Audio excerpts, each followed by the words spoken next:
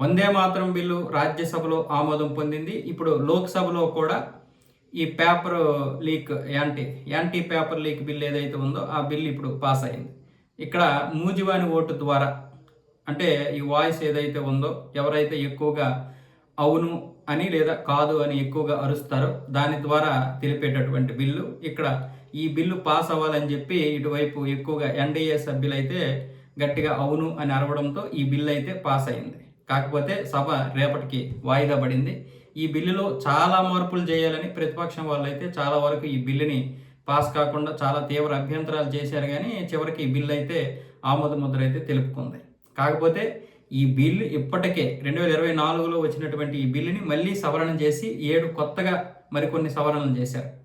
దానివల్ల ఏదైతే జైలు శిక్ష ఉందో అది 10 సంవత్సరాలకు పెంచడం, ₹1,00,00,000 10 కోట్లకు పెంచడం, అలాగే మరికొన్ని కూడా చేశారు. అయితే ఇక్కడ వాస్తవంగా ప్రతిపక్షాలు ఏవైతే చెప్తున్నాయో 2024లో మీరు తీసుకొచ్చినటువంటిప్పుడు కూడా చాలా కఠినమైనటువంటి బిల్లు అన్నారు. కానీ ఈ బిల్లు బిల్లు పాస్ అయిన తర్వాత మరి ఇప్పుడు ఏమైంది, మరి లీక్ అయింది కదా, మరి అలాంటప్పుడు ఈ బిల్లులో ఏ లోపాలు ఉన్నట్లే కదా అని అడిగారు.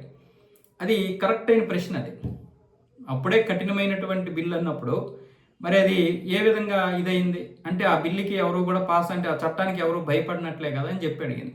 దానికి ఖచ్చితంగా ఆ ప్రశ్న అడిగింది కరెక్టే.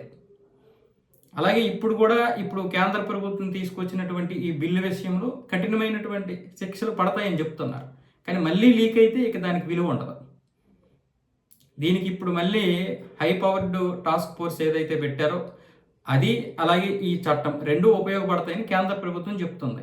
నిజంగా అది లీక్ అవ్వకుండా ఉండడమే కావాలి, ట్రాన్స్పరెన్సీ కావాలి.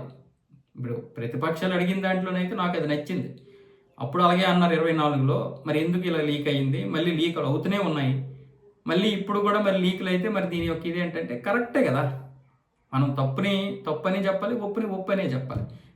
ప్రతిపక్షాలు ఉద్దేశం వేరేది కావచ్చు, ఆ బిల్లు పాస్ అవ్వకూడదనే ఉద్దేశం కావచ్చు, లేకపోతే ఇంకోటి కావచ్చు, కానీ అడిగే విధానం నాకు నచ్చింది. మొన్న అడిగాయి, నిన్న అడిగాయి, ఈ రోజు కూడా అడిగాయి.